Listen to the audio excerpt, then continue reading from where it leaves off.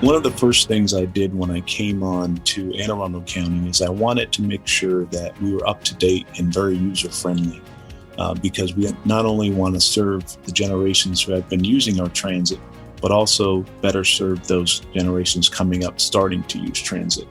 And having that technological capability to really promote our transit out there to others is really important to me. This is Transit Unplugged. I'm Paul Comfort. Great to be with you on another edition of the world's leading transit executive podcast, Transit Unplugged In Depth this week with Sam Snead. He's director of the Anne Arundel County Department of Transportation here in my home state of Maryland. On Transit Unplugged, we like to cover mid-size and smaller systems as well as the larger systems, and that's what we do today, talking about the structure of how county governments, there's over 3,000 of them here in the United States, sometimes directly operate public transit systems. And we talk about the issues that mid-size systems are dealing with right now, such as improving their bus stop designs, adding in new routes and websites and mobile apps, improving customer experience through things like going to solar-lit bus stops, looking at their bus shelters around the system, and also moving towards zero-emission buses. We cover all that on this edition and this in-depth interview with my friend, Sam Snead. Thanks for being with us today on this in-depth episode of Transit Unplugged. Today, I'm excited to have with us our friend, Sam Snead. He is Director of Transportation for the Office of Transportation in Anne Arundel County, Maryland, which is where the city of Annapolis is. Sam, thanks so much for joining us today on the Transit Unplugged podcast. Well, thank you for having me today, Paul. I appreciate it. Good to have a fellow Marylander on. Now and then we got to come back to home base and get some of these folks on the air. Sam, tell us a little bit about what you do there in your operation. So the Office of Transportation is structured into two divisions. One is really capital projects and planning, and the other is transit operations. So for capital projects and planning, we typically deal with long-range plans like our Transportation Functional Master Plan, which we call Move Anne Arundel. Also our Bike and Ped Plan, our Vision Zero Plan, and our Transit Development Plan.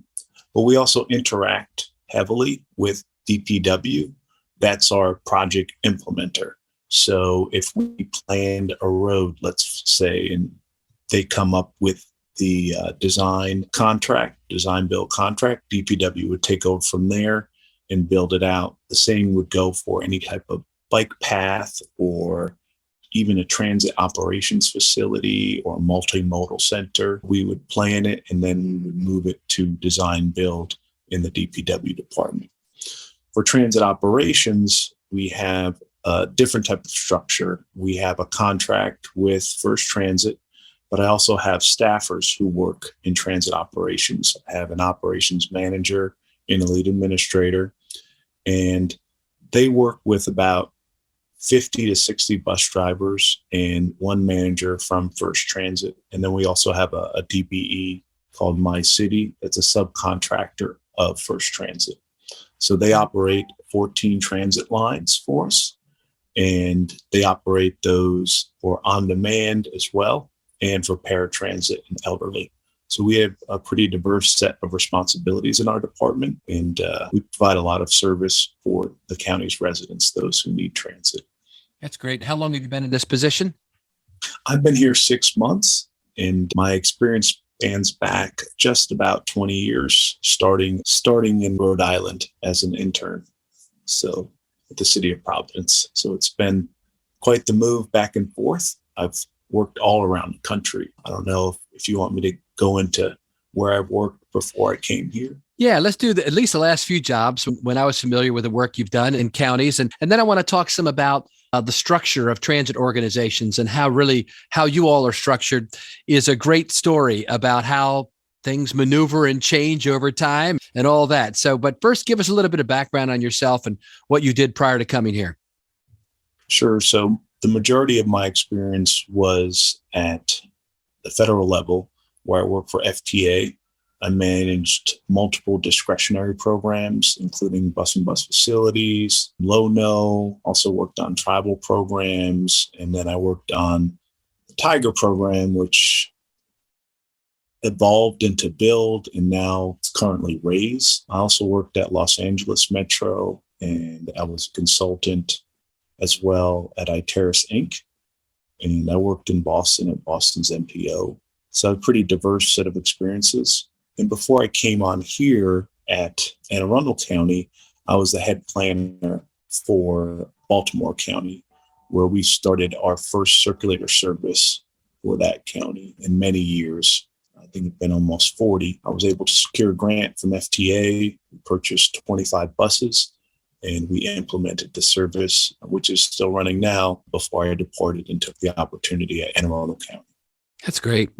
So tell us about some of the history. Many of the people who listen to our program work in the public transit industry. So they're interested in what I call, the nuts and bolts or the inside baseball talk about agencies. And I always like to spend a little bit of time talking about how the agency is structured, how it's funded, the board, those kind of things. Many people know that public transit agencies across the country have changed in shape, right? So just was doing a talk this week, I think for Leadership Louisville or someone, and was talking about the history of public transportation and how really early on, public transit agencies were most often utility companies, the electric companies in cities, because they had the street wires over the cities that were the catenary wires. And so the streetcars that came in would run on those. And then in the 1950s really was the heyday of public transportation when all the guys came back from the war.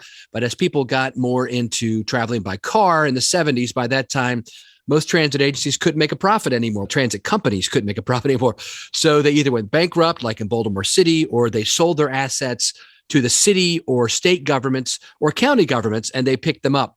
In some places down in the South, there's still a few cities, I think in South Carolina, I'm familiar with one that is still run by the utility company. But even in the last decade or two, transit agencies have changed and morphed in the structure. I remember when I was at the MTA as CEO, we were helping to fund through our statewide assistance programs, our Office of LOTS, locally operated transit services. We gave $100 million out to the various counties in Maryland. There's 23 jurisdictions, and everybody has their own bus system of some type, plus there's some small cities that have their own, like Salisbury, Annapolis, et cetera. And all these counties had systems.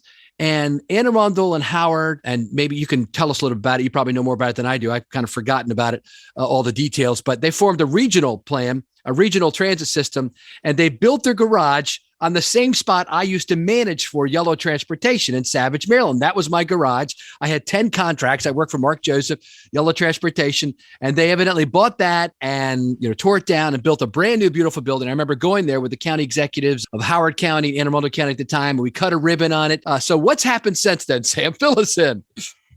Well, it's a pretty interesting story and a positive story for development of transit in Anne Arundel County. RTA was structured in a way where they manage multiple bus lines for both Prince George's County and Anne Arundel County. And of course, RTA was, what was that? What did that stand for? That was the Regional something Transportation Authority? Regional Transportation Authority was really supposed to grow into the Regional Transportation Authority for Central Maryland. Okay. There are several counties within the Baltimore region that comprise the Baltimore Regional Transportation Board. And the RTA operated lines for PG and Anne Arundel County, but that's been pared back significantly. PG has or Prince George's has their own system that they operate presently. And Anne Arundel County ended up taking over all of the lines within the county, leaving just one that's still operated by the RTA. They also ended up assuming any lines that cross border from City of Annapolis. So as of now, we operate 14 lines, and then we also operate paratransit elderly service. And we have a South County call and ride, which is essentially what they call microtransit now. But a call and ride is a structure where we have several buses within South County strategically placed in 3 zones, and people can be transported in between zones based on a call request. And we're adapting that technology to actually be moved into a rider app as well. So we maintain the call line, but also have a rider app option. And we're hoping to expand that to our paratransit elderly as well. So it all started here at Anne Arundel as essentially just paratransit elderly service, which is ran under aging. And then they started an Office of Transportation as part of their Transportation Functional Master Plan and really started to build themselves into a transit agency from there. Still holding on to their planning component, though. Does RTA still operate from that same building, or did they move out of there since they're only running one line? Well, they still operate all of the lines for Howard County. Oh, okay. I believe they have Howard Area Transit. 13 or so. Okay. And they have one line for PG County. So it's a pretty robust facility. Okay. I visited. They have 2 maintenance bays and a bus wash bay, several offices, and they have charging infrastructure for their electric buses on site. So it's pretty well utilized. Oh, that's good. It's a great facility. I remember it.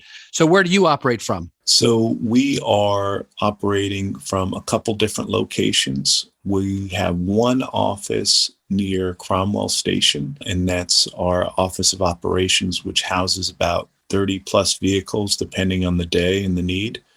And then we have our Riva Road location in Annapolis, where we house about 10 vehicles, just because they're closer to the South County on-demand zones and some of our other elderly and paratransit planned trips. So in our bigger facility, that's where we house all of our dispatchers and where the drivers come each day to pick their vehicles up. That's good. And so you're operated directly by county government. You're a county employee and you work for the county executive. Is that how you're structured now? Yes, that's correct. So I'm the director, and then I have a transit administrator and an operations manager who report to me, and they have a contract that was selected with First Transit. And it's purely an O contract, which is a certain amount of dispatchers and then 50 to 60 bus drivers, depending on the hiring situation. It is a situation where, I'd prefer to have an OMM contract, which is operations maintenance management. But we presently are, moving our vehicles fairly well with the current structure as it is. And it's also a lower cost to the county. So who does maintenance? So our central services offices do the maintenance on our vehicles, and we'll take them to their garage. So the county government garages. That's correct. Okay, I got you. And how are you funded, Sam, overall? Is it a combination of like fare box plus county plus state aid plus some federal aid? So that's one of the great stories I'd like to tell as we move on through this interview. We're currently fare free, and we've been so since about 2020 spring, primarily due to the pandemic, just to get our ridership levels back up. But then we maintained it moving forward. So our funding structure is actually comprised of LOTS funding, as you mentioned, which is essentially federal formula funding parsed out by the MTA to smaller operators. And then a large chunk of it also comes from the county government. It's approved as part of our annual budgeting process. As of late, we still have a large amount of dollars we're drawing down from CARES 1 and CARES 2, as well as ARPA money. So we have a fair amount of federal money right now due to the pandemic aid that's been provided by the federal government. That's great. Tell us about some of the innovations. I know as a mid-sized agency, you've been able to do, I think, some fascinating things. Tell us about some of the upcoming innovations you have in progress. Sure. One of the first things I did when I came on to Anne Arundel County is I wanted to make sure that we were up to date and very user-friendly because we not only want to serve the generations who have been using our transit, but also better serve those generations coming up starting to use transit. And having that technological capability to really promote our transit out there to others is really important to me. So what we did was we developed a new web page, and we didn't have a system map because obviously we were a conglomeration of a bunch of different routes, right? So what we ended up doing was building out our system map, but also taking that map and putting it onto our new transit app. And we paid for the enhanced Transit Royale service. So any customer within Anne Arundel County utilizing Transit app has access to the upgraded Transit Royale service, where they can see all of the different types of public transit lines they can use to get from place to place. As part of that, we also updated our Google features. We now are available on Google Maps, which took a couple years of development And it really helped that we onboarded and hired a GIS planner in the last few months to finalize that process. We were at a holding point for some time, but he was able to develop a GTFS feed.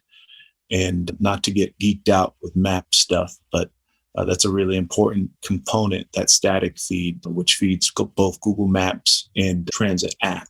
And we're really looking forward to making a live feed with another partner we're hoping to finalize a contract with in the near future. Other than that, we decided to do a system-wide overhaul of our signs. Our bus stop signs essentially said bus stop on them. Yeah. And had an Anne Arundel County logo. So I felt like we needed to get up to speed. We use MTA's bus stop guide as a model, and we end up developing our own style sign where we have our logo. We also have the map of coverage for that line, and we have a QR code and a phone number. Oh, that's good.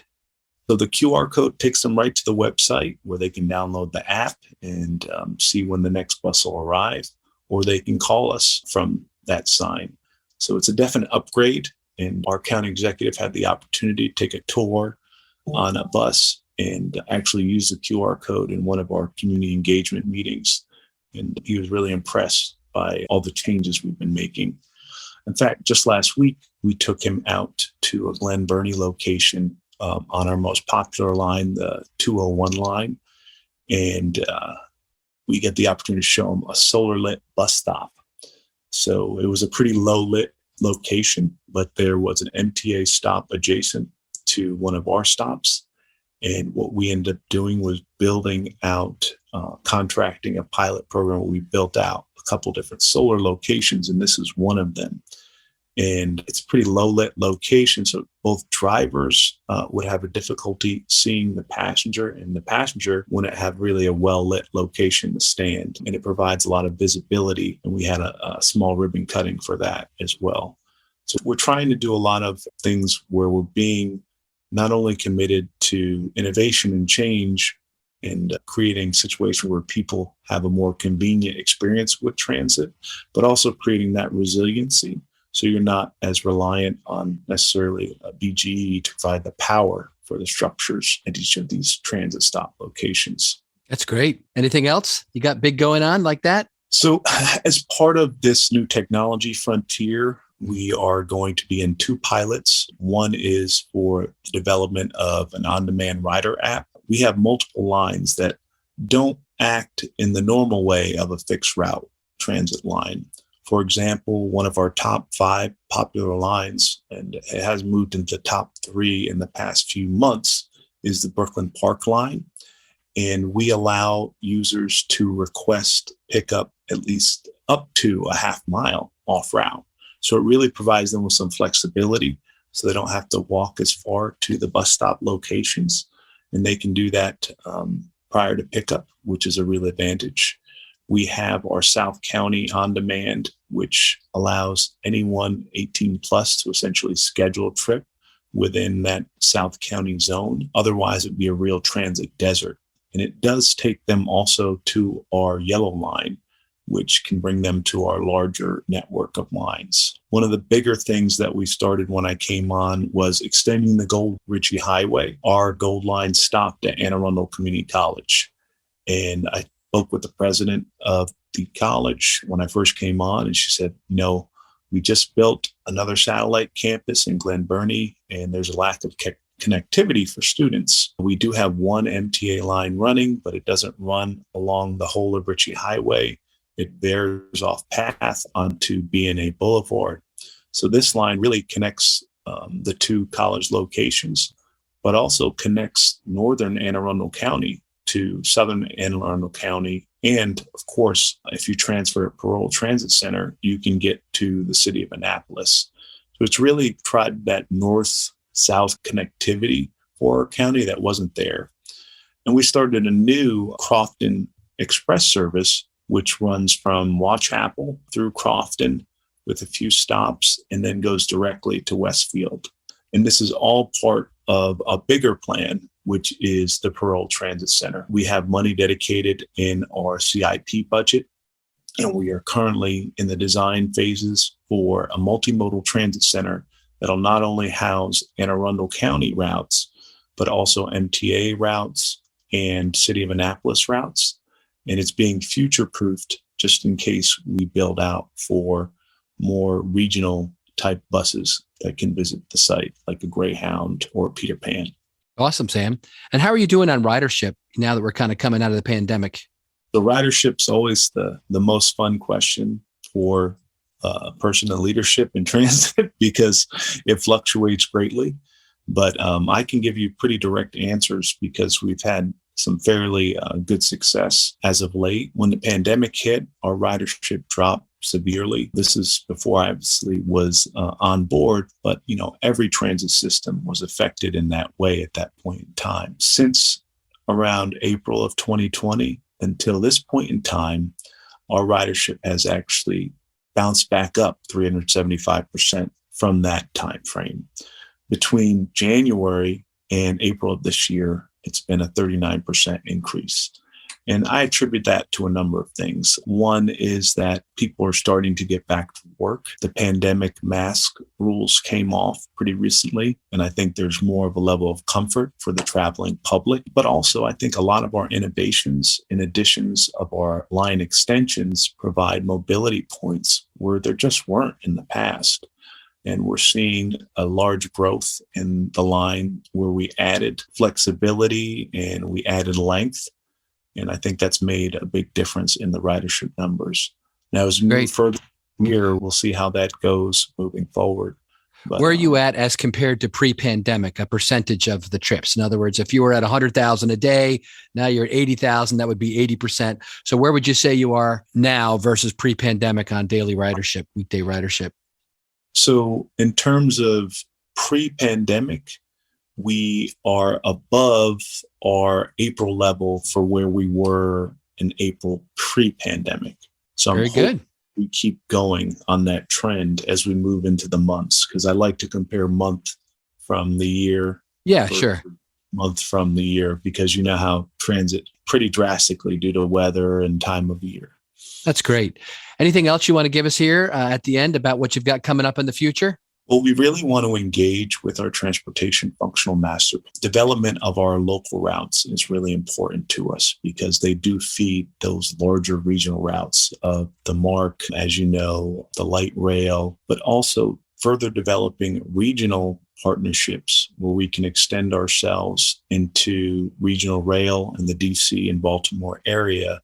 Our goals of mine in the future, partnering with MTA to further develop our transit-oriented developments. We just recently submitted a CTP letter, which outlined our goals for regional connectivity, transit-oriented development growth.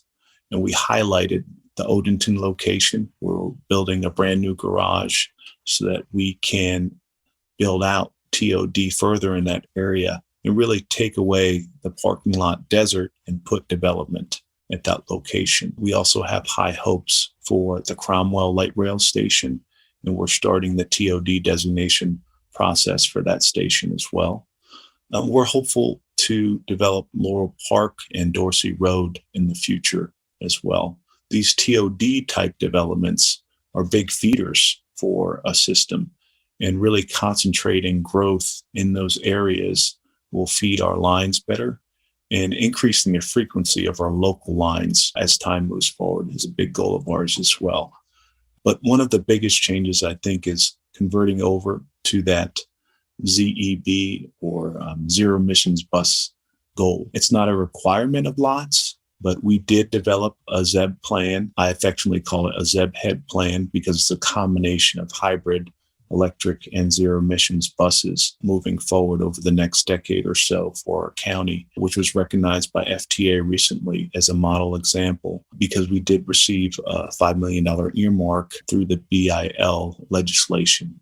Our hope is to purchase several hybrid buses and several electric buses and build out the infrastructure associated with it. And that is a short-term and long-term goal of really transitioning our system over from reliance on gas. Right now, we have about 45 buses, and my hope is that over the next 10 years, we'll have converted all of them to either hybrid electric or zero emission buses. It's great. Sam Snead, thanks so much for being our guest today on Transit Unplugged. We wish you the very best as you continue to innovate in Anne Arundel County and Central Maryland. Thank you, Paul. I appreciate your time. Thank you for listening to this week's episode of Transit Unplugged in Depth with our guest, Sam Snead. Next week on Transit Unplugged News and Views, Paul will be talking to Sam Morrissey, Executive Director of Urban Movement Labs in LA. And don't forget to stop by transitunplugged.com and sign up for our email newsletter so you're the first to know when a new episode comes out or if we have any exciting new announcements. If you have a question, comment, or would like to be a guest on Transit Unplugged, feel free to email us anytime at info@transitunplugged.com. So until next week, ride safe and ride happy.